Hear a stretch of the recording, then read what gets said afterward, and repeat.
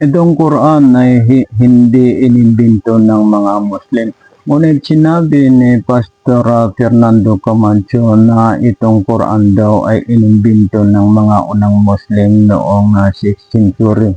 So hindi po totoo si Pastor Fernando Camacho dahil alam ko naman ang pinagkakalapan niya. Ay doon niya yan kinalap doon sa encyclopedia o kaya sa Google na yun naman na ay mga gawa-gawa ng mga anti-Islam gaya ng mga kafir. Kasi ang inilalabas niya na mga pangalan ay si Hinman o kaya McClintock o kaya si Jeffrey na wala naman pangalan ng Muslim na Jeffrey o kaya Hinman o kaya McClintock. Dahil nahalata ang mga pangalan ng mga Muslim gaya ng Muhammad o kaya Hussein o Hassan. Yan ang mga pangalan ng mga Muslim o kaya ang mga pangalan ng mga propeta.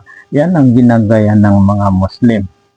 So talagang itong Quran ay mula ito kay Allah. Dahil sinabi ng Allah, Tanzilul Kitabi minallahil Azizil Hakim.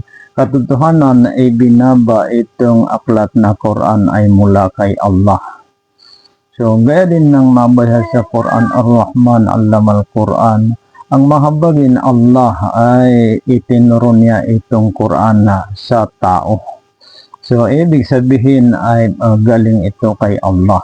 Sinabi rin ng Allah, ibinaba itong Quran na dinala ni Anghel Gabriel kay Propeta Muhammad. So, talagang itong Quran ay salita ito ng Diyos na mabasa rin sa Quran na 4:82. Afala yatadabbaruna al-Quran walau kana min indi ghairillahi lawajadu fihi ikhtilafan katsira. Hindi ba nila mapag-isipan itong Quran na kung ito ay gawa ng iba kay Allah ay makatagpo sila dito ng mga kontradiksyon. Dahil hindi ito gawa ng tao, hindi gawa ni Muhammad o hindi gawa ng mga sahaba ni Muhammad, kaya walang kontradiksyon. Dahil gawa ito ng Allah, mula ito kay Allah. Hindi gaya ng Biblia ay napakaraming kontradiksyon.